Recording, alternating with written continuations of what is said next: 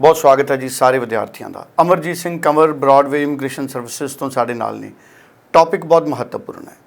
Canada तो visa refusal बहुत ज़्यादा है, वीज़ा सक्सैस बहुत घट है। वरे 2025 के लिए जिहड़ा कनेडा ने वीज़ा देने का टारगेट रखा है, कि कनेडा उस टारगेट नालों भी घट वीज़े देगा, फिर वीज़े मिलणगे किवें? पूरी क्लैरिटी इस टॉपिक पर साढ़े नाल अमरजीत सिंह कंवर साझी करनगे। कंवर साहब सत श्री अकाल। मैं चाहूँगा पॉइंट टू पॉइंट क्लैरिटी साझी करो। कनाडा में जिस तरह की सिचुएशंस प्रेजेंटली चल रही हैं, जिस तरह से वीज़ास को लेके रिफ्यूज़ल रेट कह लो या सक्सेस रेट कह लो, वो इस समय बहुत बड़े लेवल पे इम्पैक्ट हुआ पड़ा। तो आने वाला जो समय है अब कनाडा में 2025 और 26 ये कैसा रहने वाला है? तो 2025 के लिए कनाडा का टारगेट तकरीबन 3,60,000 स्टडी वीज़ा था। बट अगर हम देखें तो इन्होंने जनवरी में ही ऑलमोस्ट 31% वीज़ा कम दिए हैं। मतलब जो नॉर्मली 40-45 हज़ार थे पिछले साल 2024 में, जनवरी फरवरी मार्च में, अब वो 30 हज़ार के आसपास रह गए। तो कहीं ना कहीं ये कट ऑफ बड़े लेवल पे सितंबर इनटेक में भी देखने को मिल रहा है। कनाडा का इस समय फोकस दो चीज़ों पे है, एक स्टूडेंट्स कम करने हैं या इमिग्रेंट्स कम करने हैं, और उसमें दूसरा फोकस ये भी है कि उनको इंडिया से कम करने हैं।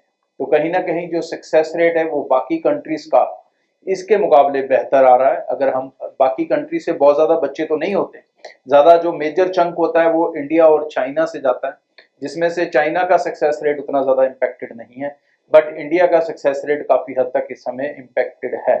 और इसका इम्पैक्ट अब आने वाले दिनों में जितनी एप्लीकेशंस भी बढ़ रही हैं, उतना ज़्यादा नेगेटिव रिस्पॉन्स भी मार्केट में देखने को मिलेगा।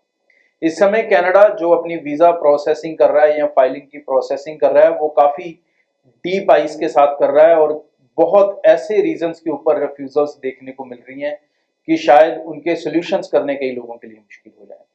मतलब अगर स्टूडेंट के अच्छे प्रोफाइल हैं, अच्छे परसेंटेज, अच्छे मार्क्स हैं, तो कभी उसे इनकम को लेके चैलेंज किया जा रहा है, कभी उसकी बैंक स्टेटमेंट्स को लेके चैलेंज किया जा रहा है। तो मतलब अगर सही फाइल लगानी है किसी ने, तो कनाडा के हिसाब से आज की डेट में या तो आपके पास बैंक लोन होना चाहिए, मतलब आप जेन्युइन फंड्स अगर दिखाना चाहते हैं तो वो पुराने होने चाहिए। न्यू फंड्स नहीं चलेंगे अगर आपने एकदम में बैंक से डाल दिए हैं या एकदम से आपने कोई एफडी बना दी है, वो नहीं चलेगी। आपको ओल्ड फंड्स चाहिए, या फिर आप बैंक से लोन लेटर ले सकते हो जो फंड शो करने की जगह पे आप रिप्लेस कर सकते हो। फीस देना, जीआईसी देना डेफिनेटली जरूरी होगा, उसके बिना भी वीजा लेना मुश्किल है। उसके अलावा एकेडमिक्स को लेके, आईएलटीएस पीटी के स्कोर को लेके भी कनाडा बहुत ज्यादा पर्टिकुलर हो चुका है। यहाँ पर भी हम देख रहे हैं 60% डिमांड की जा रही है ईच सब्जेक्ट। आईएलटीएस मांगा जा रहा है 6 in each module. PT score भी कहीं ना कहीं 59 ईच या इससे ज्यादा के ऊपर ही वीजा से देखने को मिल रहे हैं। नेगेटिव ट्रेंड इस समय ज्यादा है, इसमें कोई शक नहीं है। मतलब कहना हो किसी को भी या किसी की अफवाहों में आके, बातों में आके जल्दबाजी ना करें अपनी फाइल लगाने की। ये मैं आपको एक सलाह देना चाहूंगा जरूर, कि अगर आपको फंड्स जेन्युइनली पुराने करने हैं, उसमें टाइम लगेगा। आप लेट उठे हो, लेट आपको पता लगा है, या कनाडा की सिचुएशन अब धीरे धीरे क्लियर होने लगी है, तो आई एडवाइज यू कि अगर आपका सितंबर इनटेक नहीं पॉसिबल हो पा रहा, क्या ताकि आपके फंड्स जो हैं वो पुराने नहीं हो पा रहे हैं सफिशिएंटली 6 मंथ, तो जनवरी इनटेक ले लें अभी से, अपने केस को डिले कर लें rather देन रिफ्यूजल्स देखने की जगह।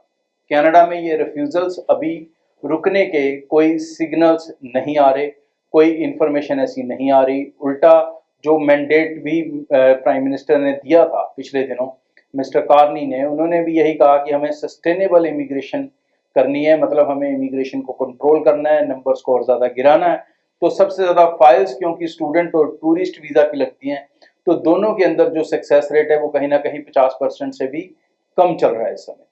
तो अपनी फाइल्स को लेके, अपने फ्यूचर प्लान्स को लेके थोड़ा ज़्यादा सतर्क हो जाएं, थोड़ा ज़्यादा इन्फॉर्म्ड हो जाएं, और बहुत ज़्यादा प्लानिंग करके फिर अपनी फाइल लगाएं।